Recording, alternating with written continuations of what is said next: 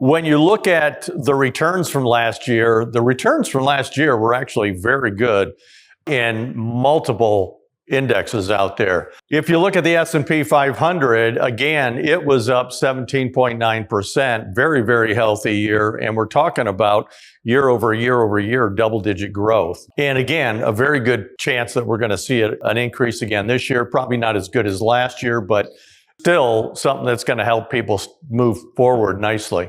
You look at the international developed and the emerging markets, it's really kind of interesting because they're the ones who really outperformed last year. And a lot of it has to do with tariffs. They have something to do with it.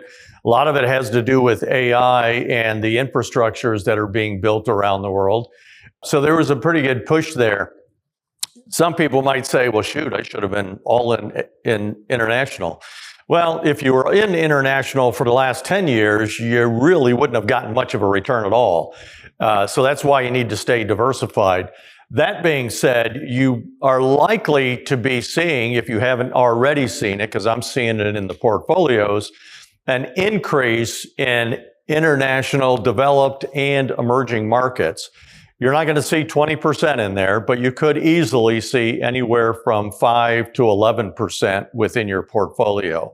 So just enough to give it a little bit more of a boost. And most of that is coming out of the U.S. large cap stocks. There is a rotation going on a little bit in the large cap U.S. You're definitely seeing an increase in your small cap and mid cap stocks. And again, most of that's coming right out of the large cap portion of the portfolio. Now, going to bonds and alternatives, bonds, there's another one. It's kind of like the international markets.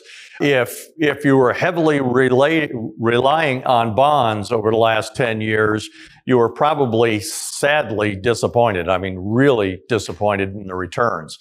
But last year, it really pushed up, and there is some indications that we'll see kind of a repeat of that this year.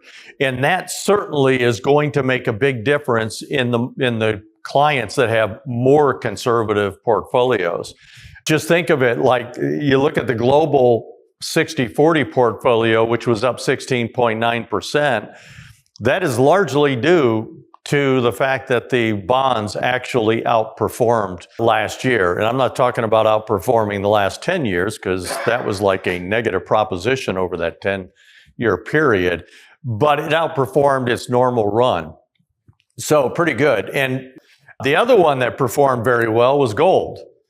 You could probably throw silver in the ring there as well, where it was up 62%. And you can see since 1979, there's been no better year for gold. And we'll likely see another good year this year and potentially the following year. And it's also likely that silver is going to outperform as well. So your silver has typically been about 10% of what gold is. That has dropped considerably over the last 15 years, and they believe it's actually going to start moving back up to where it was before at that 10% ratio. And for silver, that means it's got a lot of running room. One of the other reasons they believe this is because of the fact that silver is used in so much of our electronics, and that's just getting enhanced right now with everything that's going on with AI. You generally don't see most portfolio managers have very much gold in their portfolios. And the reason that is because gold, it's a commodity. Most money managers don't put commodities in their portfolios because they're extremely volatile and a whole lot less predictable than stocks or bonds are.